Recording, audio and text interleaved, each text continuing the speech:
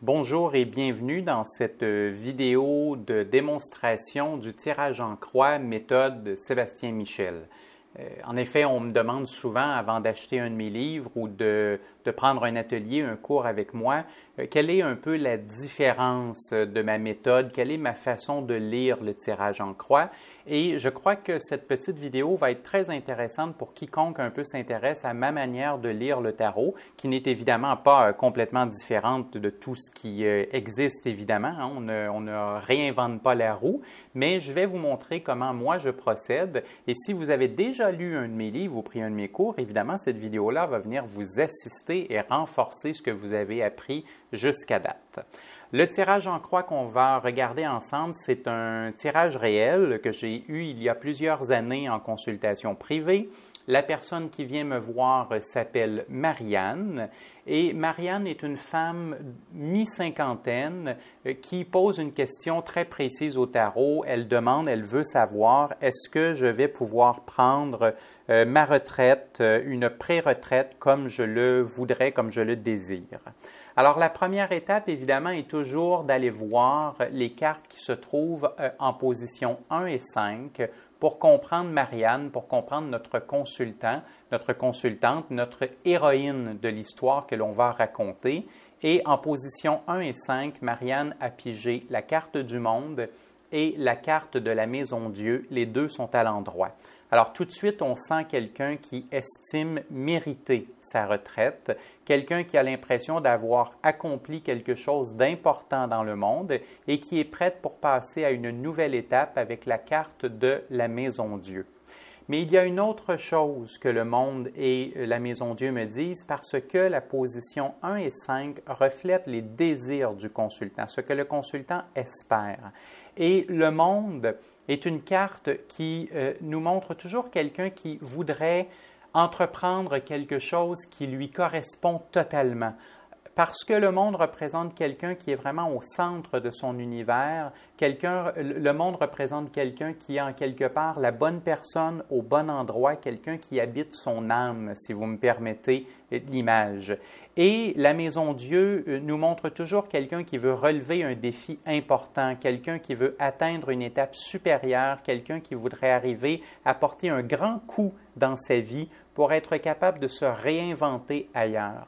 Alors, la combinaison des deux cartes me laisse croire que la question de Marianne dépasse la simple prise de la retraite. Ce que Marianne est en train de nous dire, c'est qu'elle a un projet, même s'il n'y a pas la carte de l'impératrice. C'est en quelque part qu'elle a une idée de vie qui serait exactement la sienne et qu'elle veut accomplir. Et c'est comme si la retraite allait lui permettre d'accomplir ce qu'elle veut faire actuellement et qui est important pour elle.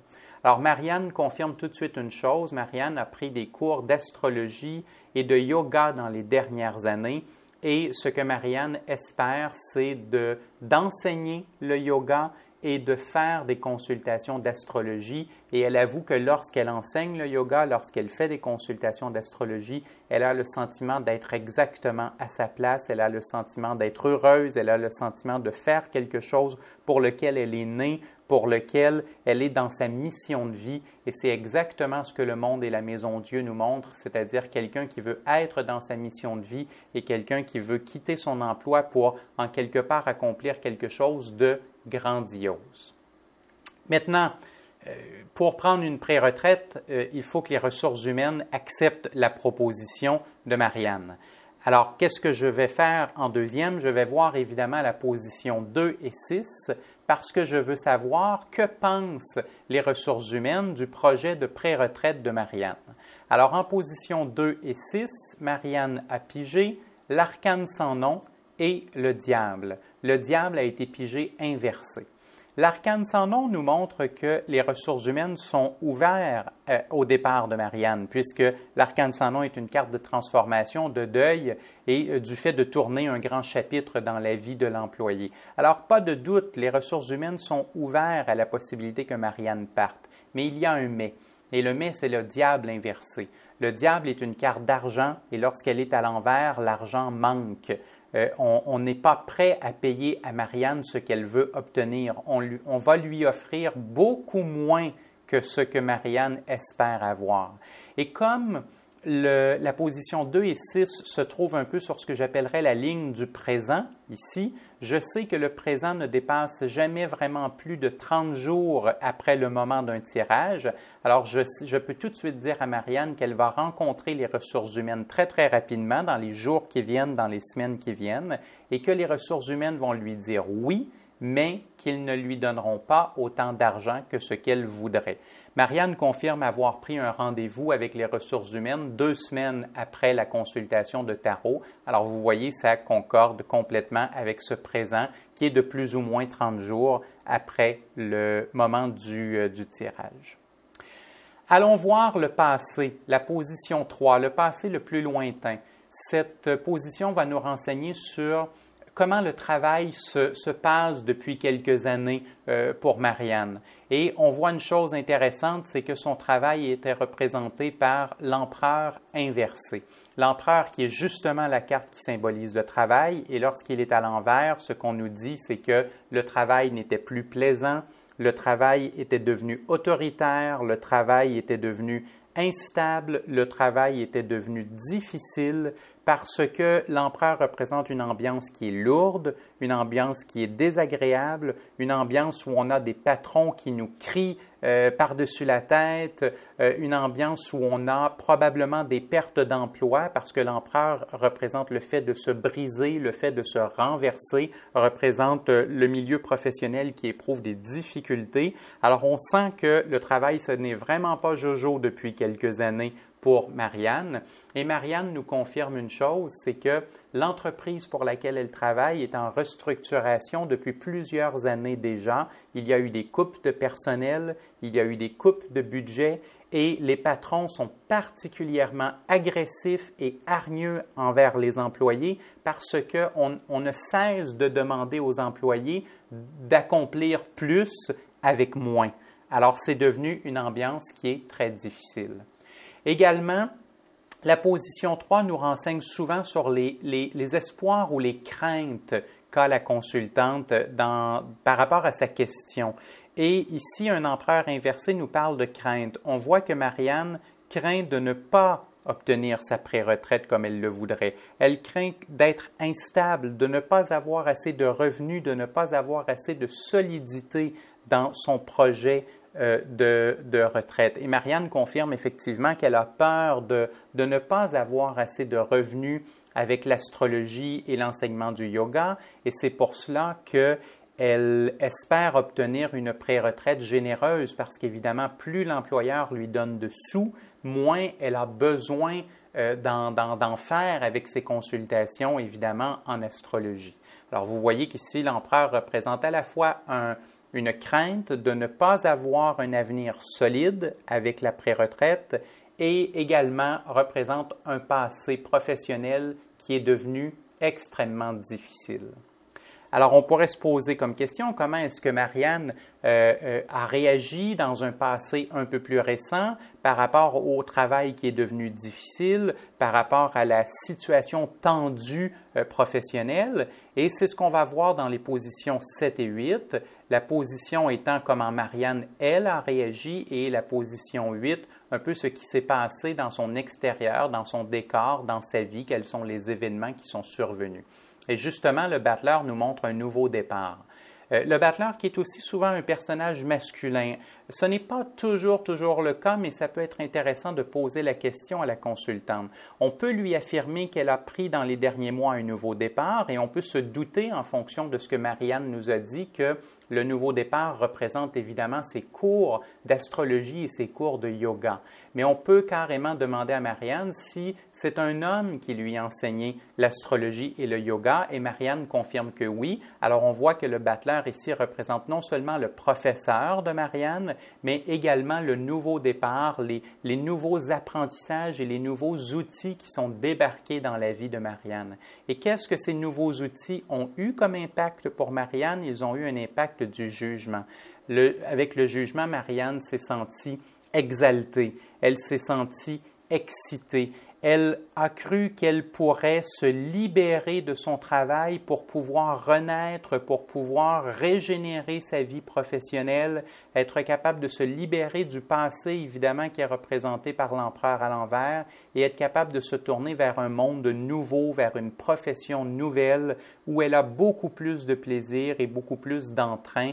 Et lorsqu'elle regardait face à elle avec le battleur, elle voyait de nouvelles possibilités qui s'ouvraient, une nouvelle route qui s'ouvrait devant elle. Et finalement, lorsque l'on résume notre tirage, bien, on comprend que suite à plusieurs difficultés professionnelles au fil des années, Marianne a découvert par l'astrologie et le yoga de nouvelles possibilités dans sa vie. Elle en a été exaltée et elle a voulu être capable de se régénérer et de renaître. Aujourd'hui, elle se sent prête à faire de l'astrologie et du yoga. Elle se sent prête à donner quelque chose qui correspond vraiment à son âme et qui est vraiment dans sa mission de vie. Et en face, les ressources humaines sont prêtes à la laisser partir, mais pour moins de sous. Alors, qu'est-ce qui va arriver une fois que Marianne va vraiment connaître l'étendue, je dirais, financière de la proposition des ressources humaines? C'est ce qu'on va voir en position 4, puisque c'est le futur à court terme. Et le futur à court terme, malheureusement, est représenté par une tempérance à l'envers, qui est une carte d'hésitation et qui nous confirme que Marianne va être surprise négativement par l'offre extrêmement basse des ressources humaines et que ça va la remettre dans un état de doute, que ça va la remettre dans un état d'hésitation et d'ambivalence où est-ce qu'elle va se dire est-ce que j'y vais, est-ce que je n'y vais pas, est-ce que j'attends un peu plus tard, est-ce que j'y vais maintenant? Et il y a une mollesse dans la tempérance, il y a une hésitation dans la tempérance, il y a une ambivalence dans la tempérance qui fait que rien ne se passe. On communique, on échange, mais rien vraiment ne se passe. Maintenant, il n'est pas impossible qu'après y avoir réfléchi, à plus long terme, que Marianne décide malgré tout d'aller vers la retraite. C'est la position 9 et 10 qui va nous le confirmer, toujours en comprenant que la position 9 représenteront les événements et le décor, alors que la position 10 va représenter le ressenti de Marianne, comment ça se passe dans sa tête et dans son cœur. Et on voit malheureusement que c'est l'étoile inversée qui a été pigée en position 9 et l'impératrice inversée qui a été pigée en position 10. Donc l'étoile inversée nous confirme que l'on va remettre à plus tard. Une étoile inversée symbolise souvent que l'on remet de quelques années plus tard le projet pour lequel on questionne le tarot. Alors avec une étoile inversée, on nous dit que ça ne sera pas pour cette année, ça sera peut-être dans 2 ou 3 ans. Et l'impératrice, et en même temps l'étoile qui représente les rêves, donc à l'envers, on nous dit que ça prendra encore quelques années avant de pouvoir aller vraiment vers ses rêves.